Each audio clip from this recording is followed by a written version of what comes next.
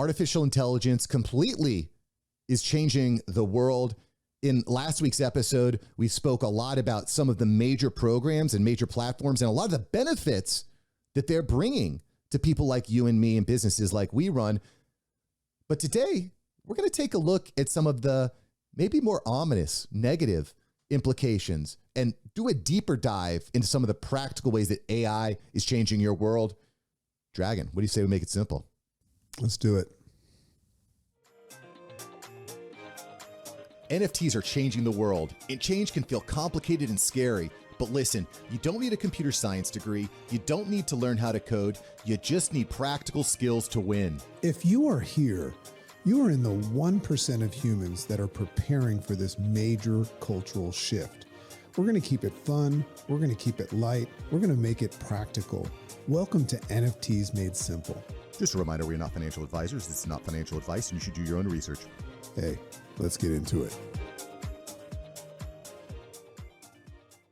Yo, so Dragon, last week we went really deep on a lot of the different implications, some of the stuff that I've actually been using to produce more content for the agency. And we kind of left it off with a little bit of a hanger. So, again, if you're just checking in this week, make sure you check out last week too. But we're going to talk a bit more about how AI is being used now, how it's going to impact your world, and some of the different ways that things like education, medical industry is being changed. I just the other day was hearing about x-rays in radiology. And, historically, that was a human who is flawed and prone to error was reading and interpreting these charts. That's going to be dead. There's no reason why you would have a human do that when you could have a computer do that and he can notice the smallest implication. So those highly paid radiologists, what are you going to do? What are you going to do? And I was just so fascinated by that. Dragon, what are some of the implications that you've seen? Well, just one of the interesting, just the recap of last time, what I find interesting is when you look at, where do humans fit into the expansion of AI? And what's fascinating is it's humans creating AI, but creating something that will become the creator, so the creative process is where I'm seeing a very interesting shift, because the creative process of the human and the human brain is very variable, and that's why if you look at society, there's all these different kinds of, levels of success and creativity. And you've got, people like Stephen Hawkins and Einstein. As we move forward, you're going to stop hearing about human beings the next Nobel Prize might be won by an AI, So that's interesting to me. So that's one question I want everybody to just really ponder is like, where do humans fit in the future, in the expansion of AI? And, here we are in the end of 2022 on NFTs Made Simple, looking at the future of AI, when, our children are running NFTs Made Simple Part 2 one day, they're going to probably be talking about what comes after AI. So just remember, AI is going to be a stepping stone to something else. And will we actually matter, or will we vacate this planet and AI will move to Mars, say thanks, Elon, and leave us all behind? So I want to talk a little bit about the education system. Mark and I are both parents, so this is important to us. I've got an interesting take on it. I'm not a big fan of the education system because it's very variable. And it's also, it's interesting that we're taking our kids in this world where, I saw somebody the other day said there's never been an easier time for somebody to become a millionaire right now. But that statistic is not happening from education. It's happening from entrepreneurship and things like that. So we're taking our kids still in this world where everything's attainable online, and we're putting them still in a box, and we're letting someone, that we hope, if you're in a good school district and you're paying all those taxes, we hope that person is going to guide our kids when we drop them off till 3 and teach them the right thing. So I was always a little bit skeptical about that. I mean, my 2 boys grew up in that system, but my daughter, she goes to school online, and we're taking her all over the world to learn, So I can this tell you, just as a side note, inside track, my wife is a teacher. She's been a teacher. That's her career. Well, then this is going to hit home to her for sure. There's the amount of kids, the expectation that you're going to be able to teach all these kids well. And it's really pretty absurd, because to your point, every kid is different. Every kid learns differently. The teachers they're always finding ways to cram more kids into classrooms. Not every parent has the bandwidth to spend 1, 2, 3 hours with their kid to do homework every night. And, quite frankly, especially with the lockdowns with COVID, you got kids that are going to be behind because they were trying to learn on Zoom. I think that we're only on the cusp of some sort of massive education breakdown in the country. That's kind of a side note. AI is going to, I think, resolve and solve some of those issues, but I think finding a way to kind of combine the AI with the human touch is important too.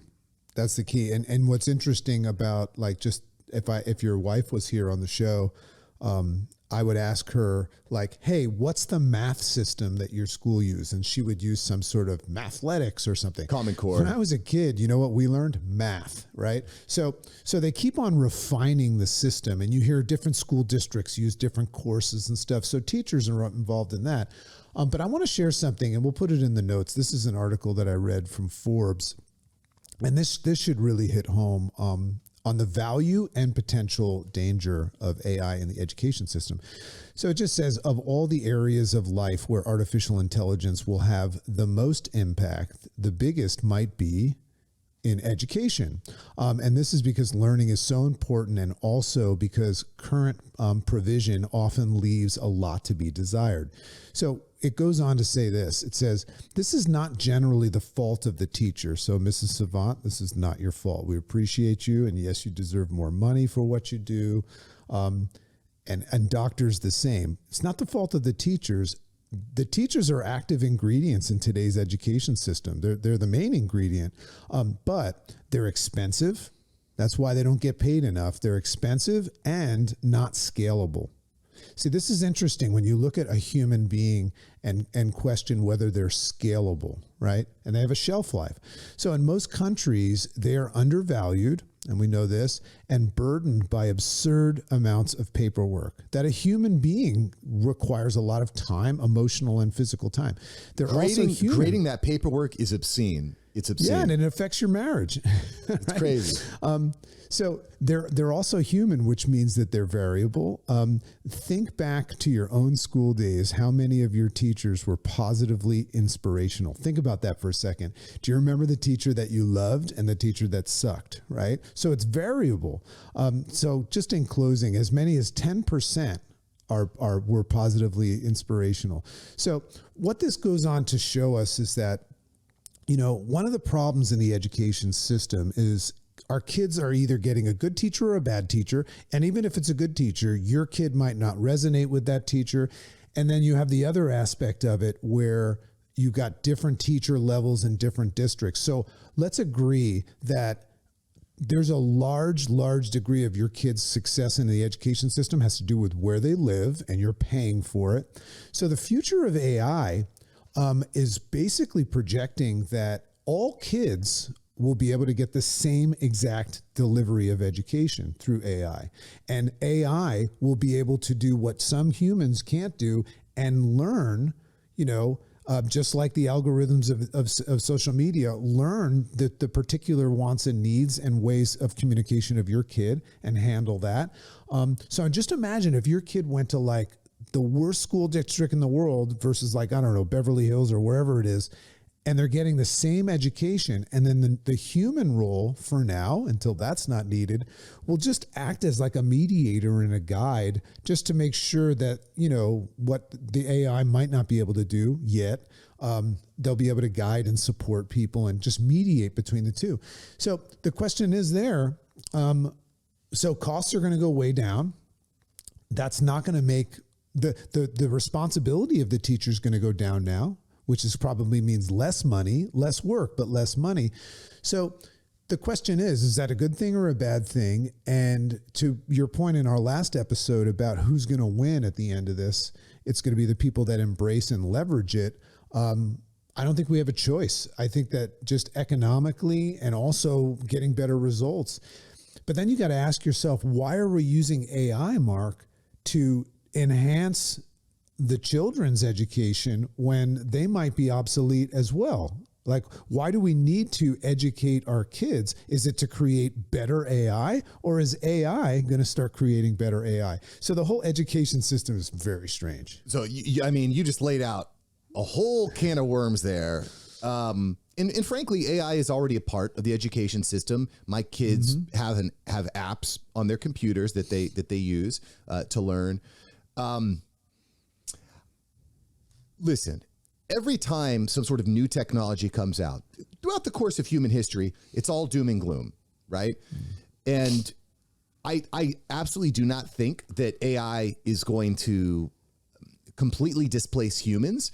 Humans are not going to become irrelevant. I don't think it's going to be the Matrix where the robots are just sucking our life force out and feeding us bugs through tubes. I do think that a lot of jobs are going to be completely transformed, and which is a scary thing, I think, for a lot of people. You know, in my experience, the vast majority of people, human beings, we get comfortable living a certain way, doing things a certain way, especially if you're older. The older you get, the more comfortable you get. So my fear, one of the reasons I've really started out on this journey is I don't want to be the 50-year-old man in a corporate office that can't compete with the 18-year-old because the 18-year-old understands the tech and I don't, right? Right. The other thing I think that's really important to consider here, because you made a good point, Dragon, about there's lots of different teachers. Some are good, some are not good. I have an important question here. Who's programming the AI? Yeah. Because the thoughts, the ideas, the worldview that is being input into the AI is what you're going to get out. Well, keep something in mind about AI, and this is the scary concept of it, is it depends on what we're talking about. Because the idea and the notion of AI is that once it's created, it begins to learn and it begins to improve upon itself. So you can look at the creator of the AI and say, you know, that's going to have a lot to do with its outcome. Or you could also look at if this AI is working with our children or society, it's going to be taught by society. And what is that? I mean, society's a friggin' mess right now. So let's say you have a social media AI platform or a content creator, but society is using it and it's and it's got a learning capacity to it. Like, whoa, where's that going to go? Well, because the problem that I see, and I think that's a good point, the problem that happens here, if the AI is just learning from people, is you end up with a groupthink problem. And, you know, so let's say 60% of people believe that one thing is true, for example. So the AI sees that the majority of people think that that's true. So then that's what it starts to spit out. And then 60 becomes 65, 70, et cetera.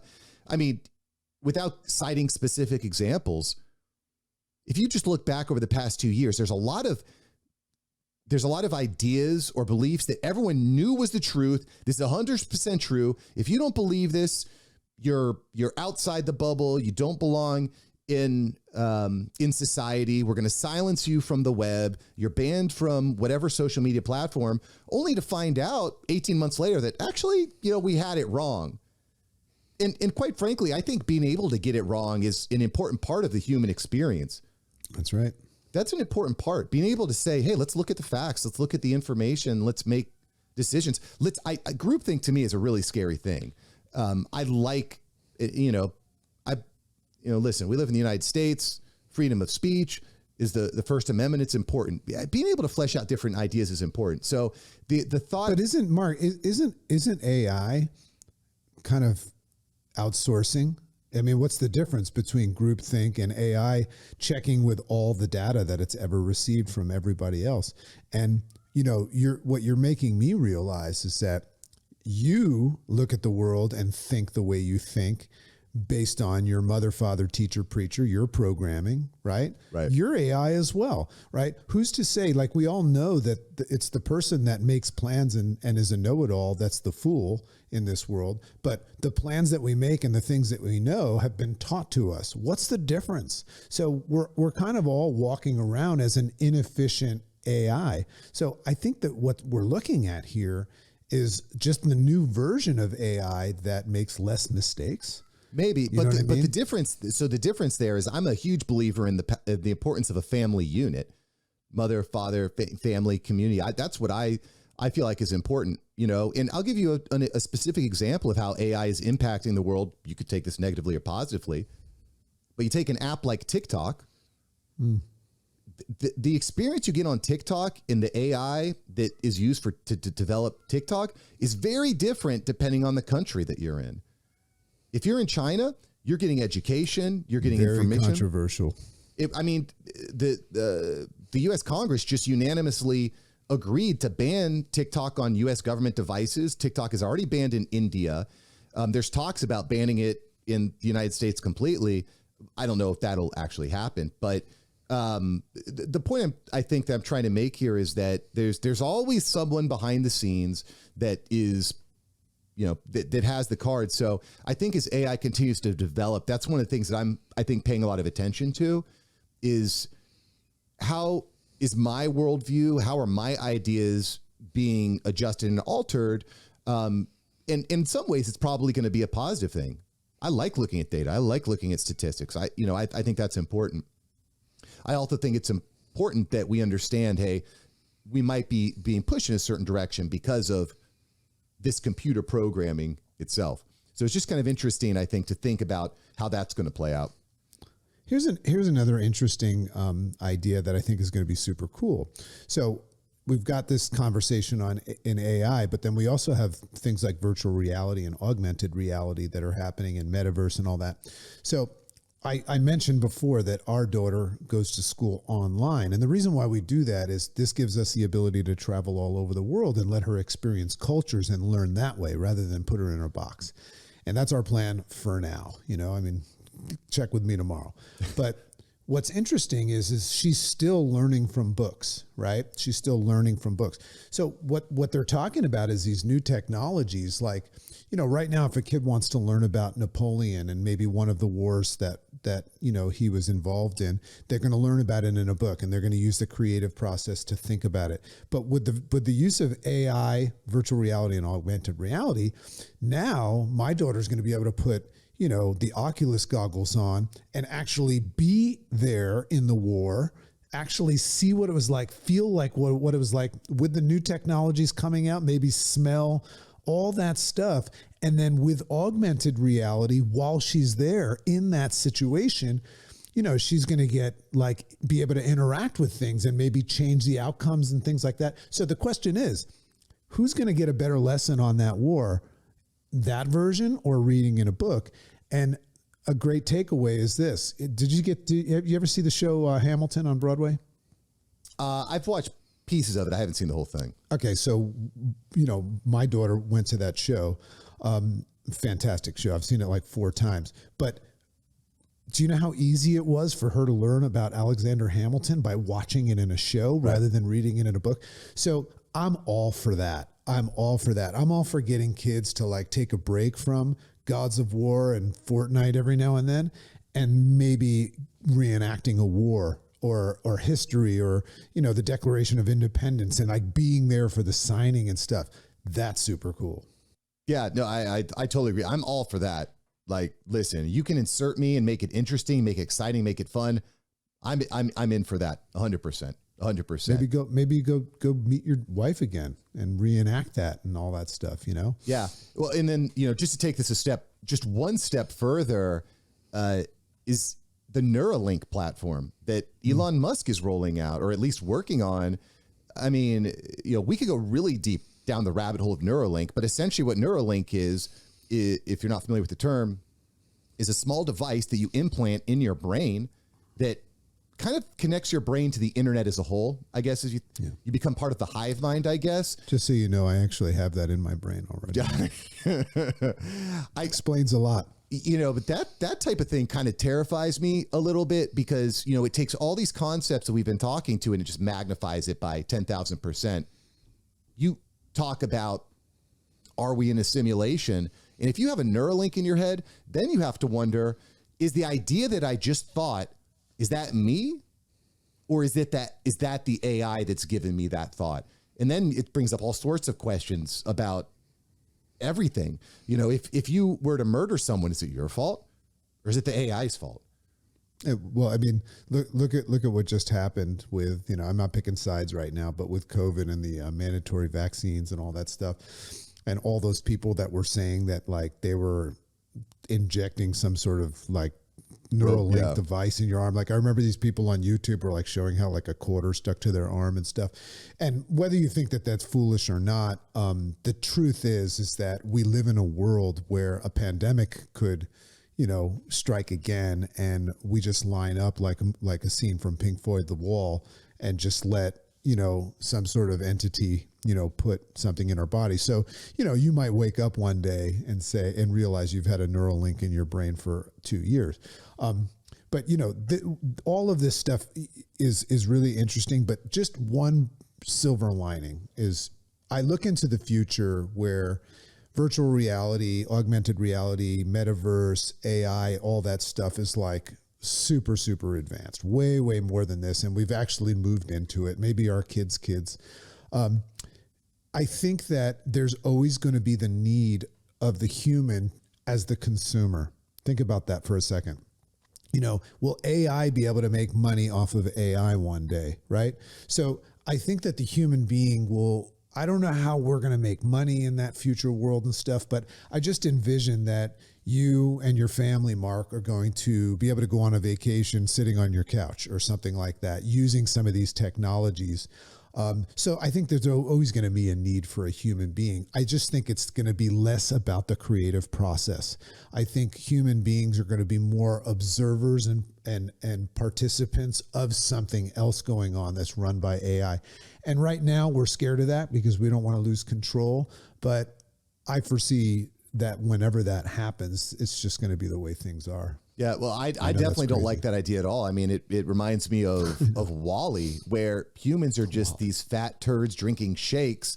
Yeah, you serve no purpose. And to be frank, a life without purpose is no life at all. You will be miserable. You need purpose. Well, but maybe we've just been reprogrammed, because remember, we're programmable as well.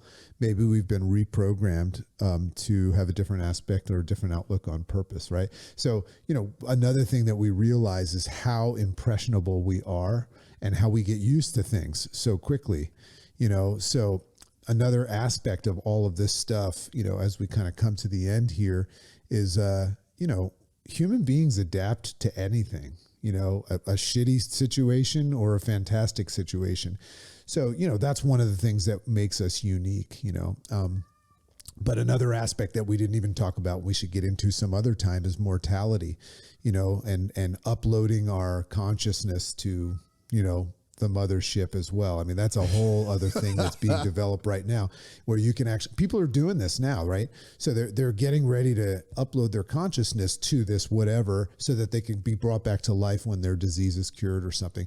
So yeah, buckle up, everybody, buckle up, you know. And you know, we're still going to talk about NFTs and metaverse, but you know, these things are relevant when we start seeing the NFT channels that we, you know, research talking about AI all the time. That's why we're bringing it to you. Well, and we didn't even get into this, but I think that NFTs are going to serve a very important purpose. Huge. And I think it's going to end up evolving, and this is very much speculation, but into some sort of proof of identity, proof of ownership, because one of the things that AI is getting very good at, it's imitating humans.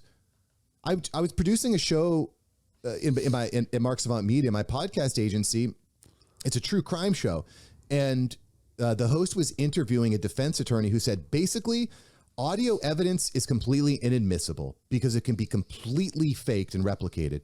Heck, you can see, like, that's the future of video too. It's here now. Deep fakes, like if you see Biden saying something, I have to question, is that really him saying something? Or you see it in movies, you know, they're making Harrison Ford look like he's 20 years old. Like, it's only going to get better. Yeah.